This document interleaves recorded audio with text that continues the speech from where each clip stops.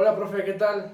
Primero que nada, espero haya pasado unas excelentes fiestas decembrinas, que usted y toda su familia se encuentren en lo mejor y deseándoles, por supuesto, un excelente 2021.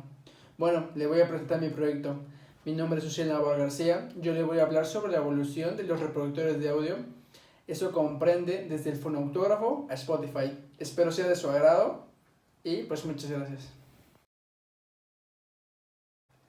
Bueno, profe, la evolución de los reproductores de audio ha tenido muchos cambios, a comparación de hoy en día, que es muy fácil escuchar cualquier canción solo con sacar su teléfono y entrar a una aplicación, ya que no hace mucho era necesario ir sí o sí a un lado a comprarla, y mucho tiempo atrás era necesario escucharla directamente del intérprete.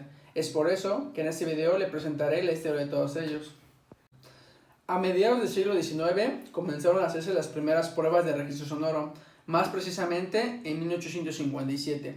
Un señor llamado Leon Scott inventó el fonautógrafo, primer aparato capaz de transcribir ondas de sonido a un medio visible sobre papel ahumado. El único inconveniente es que la grabación no se podía reproducir. Fue hasta 2008 que unos científicos de California pudieron traducir lo que decían esos ilegibles trazos de papel. Años más tarde, específicamente en 1877, apareció el estadounidense Thomas Edison. Este inventor creó el fonógrafo. Este nuevo aparato grababa el sonido con una aguja haciendo surcos a lo largo de un cilindro llamado tinfoil. Lo bueno del fonógrafo es que este sí reproducía el audio. En esos años, la finalidad principal del registro sonoro era para conservar los discursos políticos o bien para grabar testimonios o declaraciones de las personas y luego ocuparlos en procesos judiciales. De ahí nos movemos hasta 1887, en donde a un amigo de Thomas Edison llamado Amir Berliner se le ocurrió una idea, ya que se dio cuenta que a la gente le gustaba escuchar música, pero hasta ese entonces la única forma de hacerlo era tocándolo uno mismo o yéndolo a escuchar a alguien que lo hiciera.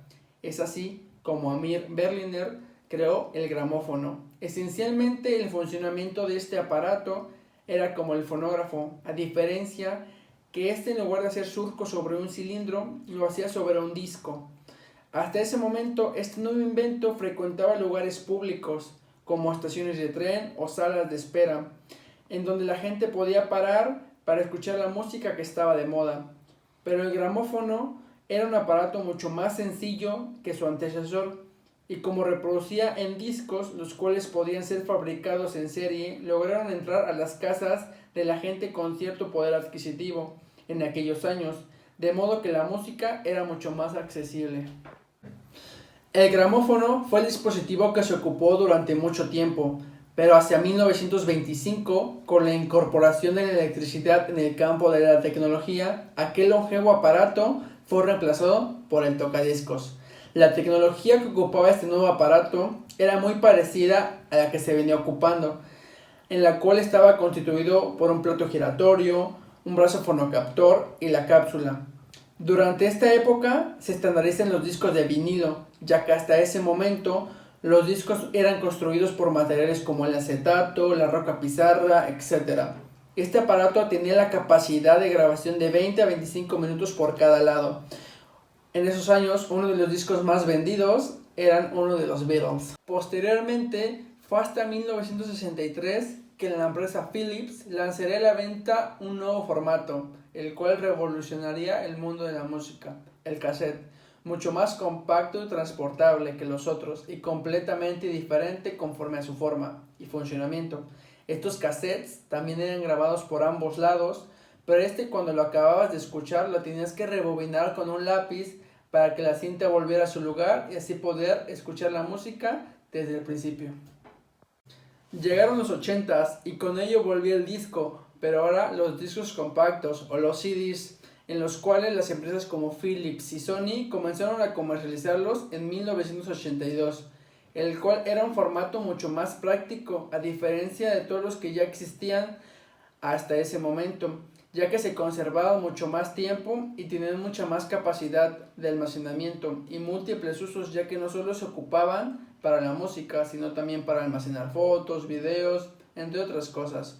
Su tamaño era mucho más reducido, ya que solo medía 12 centímetros y con una capacidad de 650 megabytes, que eso significaba más o menos 74 minutos de grabación, que para ese momento era demasiado, el cual superaba ampliamente a sus antepasados.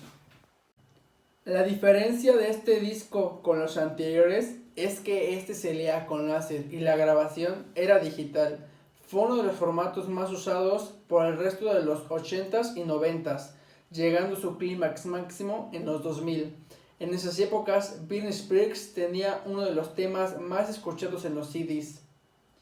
Pero bueno, mientras millones de CDs se vendían a lo largo del mundo, un ingeniero alemán llamado Karl-Heinz Brandenburg trabajaba en algo que evolucionaría por completo la industria de la música. Así es, el MP3.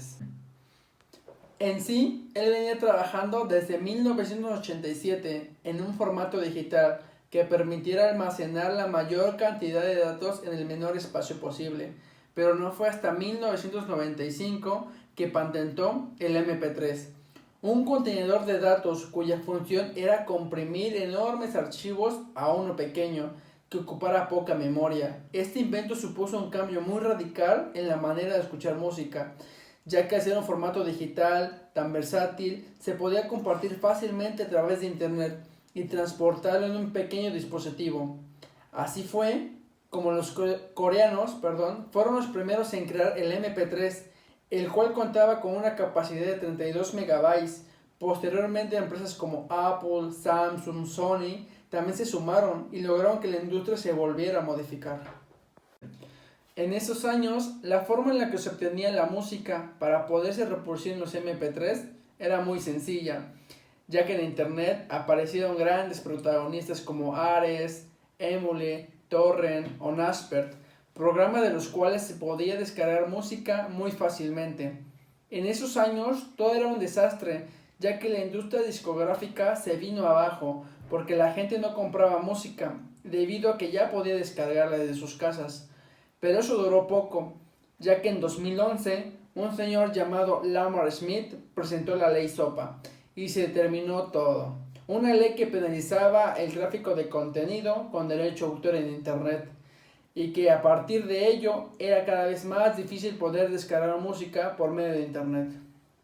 Y por fin llegamos a nuestras épocas, ya que a partir de aquí es donde entran en juego las aplicaciones digitales, ya que aprovechando la crisis y la incesante demanda de un público que nació para consumir, aparecieron Spotify, Deezer, Apple Music y demás plataformas que a cambio de un precio relativamente accesible ponen a tu disposición casi toda la música del mundo para que puedas escucharla en tu smartphone.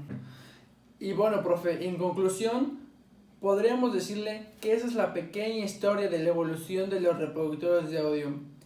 Podríamos dividir la historia de los soportes de registro y reproducción sonoro en 4 etapas. La primera, la era acústica mecánica; la segunda, la era eléctrica; la tercera, la era magnética; y la cuarta, la era digital.